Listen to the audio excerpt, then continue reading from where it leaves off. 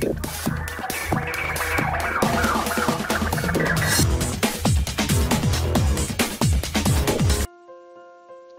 Viewers, বিনোদন জগতের সব খবর নিয়ে আপনাদের সঙ্গে এই মুহূর্তে রয়েছি আমি রিপোর্টার কুলসুম। বন্ধুরা, সুপারস্টার শাকিব খানের সঙ্গে ঈদ কেমন কেটেছিল চিত্রনায়িকা অপু বিশ্বাসের প্রথম ঈদ?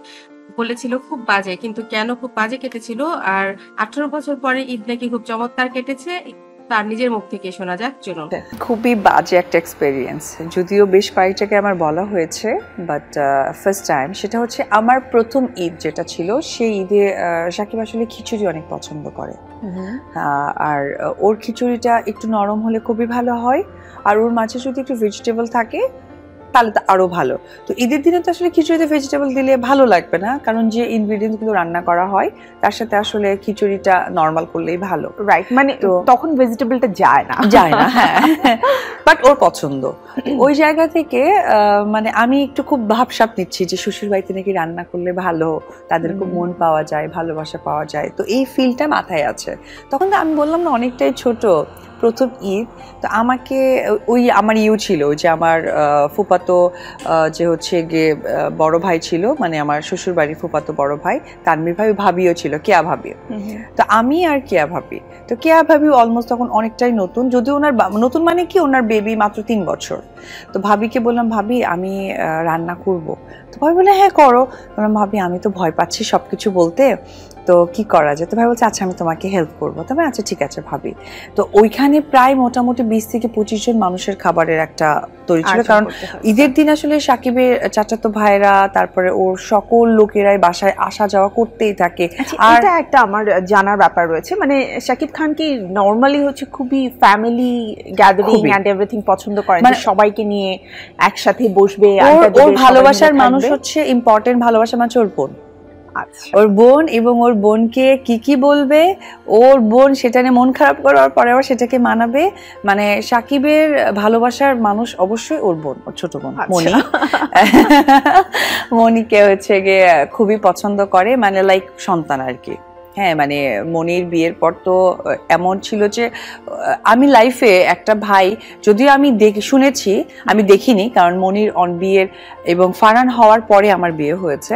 তো ওই জায়গা থেকে আমি যেটা দেখেছি যে একটা ভাই বাবার মতো কিভাবে কাঁদতে পারে বোনের জন্য, এটা আসলে ওদের দুজনে না দেখলে আমি দেখতে পারতাম না। তো যেটা হয়েছে যে সকালে সবাই আসা যাওয়া করছে, আমি কাউকেই চিনি না ওই মুহূর্তে, মানে যাকেই দেখছি চুপচাপ এরকম। তো ওই জায়গা থেকে আসা যাওয়া হয়, আমাকে বললো খিচুড়িটা রান্না করতে।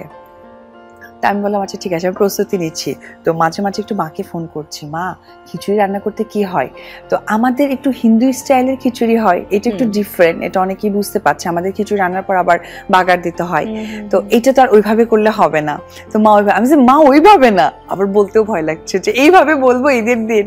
এনিওয়েজ, তো এরপরে চিন্তা ভাবনা করে ভাবলাম আমার একটু বুদ্ধি বেশি, আমি একটু শর্টকাট রান্না করতে চাই। তো আমি খিচুড়ি বসাই দিলাম। তো প্রায় তোমার ধরো 3 কেজি চালের, 3 থেকে 3.5 কেজি চালের বসাই দিলাম। তুমি বিশ্বাস করো পানি এতটা কম, পুরা চাল। আর ওই মুহূর্তে আমার শ্বশুর, তারপরে সাকিবেরও কাজিন টাজিন সবাই মিলে চলে আসছে, অলরেডি টেবিলে বসে গেছে। তোমার শাশুড়ি খুব হেসে খেলে আসছে, অপু তোমার কি রান্না হয়ে গেছে? বললাম জি আম্মা হয়েছে। কি অবস্থা? আম্মা পুরোটা সিদ্ধ হয়নি, অর্ধেক রয়ে গেছে।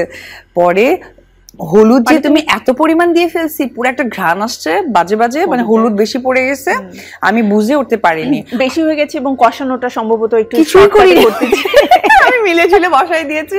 আর পানি কি অল্প, ওগুলো বুঝে টুঝি না, পুরাটাই শক্ত পরিমাপ আছে। হ্যাঁ, পরে আমি আম্মা এখন কি করবো, আমি তো পুরো লিটারালি কান্না করতেছি। পরে আমার শ্বশুর আবার খুবই ভালো মানুষ, উনি পরে বলছে কান্না করার কি আছে, আমরা বিকালে খাবো, তাড়াতাড়ি ভাত বসায় দাও, আমরা গল্প করি। তো অনেক বড় টিভি ছিল আমাদের 5 তলার বাসায়, তখন একটা এত বড় একটা টিভি ছিল। তো ওই টিভিতে আবার আমাদের ওই সাকিবের অনেক আগের একটা সিনেমা দিয়েছিল, যেটা হচ্ছে শাবদুল আপুর সাথে ছিল। পরে আলহামদুলিল্লাহ সিনেমার সাথে না ওরা সবাই ডুবে গেছে। দ্যাট টাইম আমার শাশুড়ি কি করেছে, নতুন করে আবার খিচুড়ি বসাইছে, এবং দ্রুত হয়ে গেছে, উনি গরম পানি অ্যাড করেছে, কি জানি করে খুব তাড়াতাড়ি হয়ে গেছে।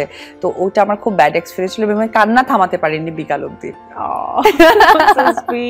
মানে এত ইমোশন নিয়ে তুমি রান্না করতে গেলে কিন্তু রান্নাটা নষ্ট কিছুই হয় না, জানো, পুরো শক্ত ঘ্রাণ, কি যে বাজে অবস্থা। কিন্তু এখন অপু বিশ্বাস অনেক ভালো রান্না করে, কারণ বেশ কয়েকটা অনুষ্ঠানে অপু বিশ্বাস আর আমি রান্না করার পরে বুঝতে পেরেছি যে রান্নার হাতটা বেশ পাকা হয়ে গেছে।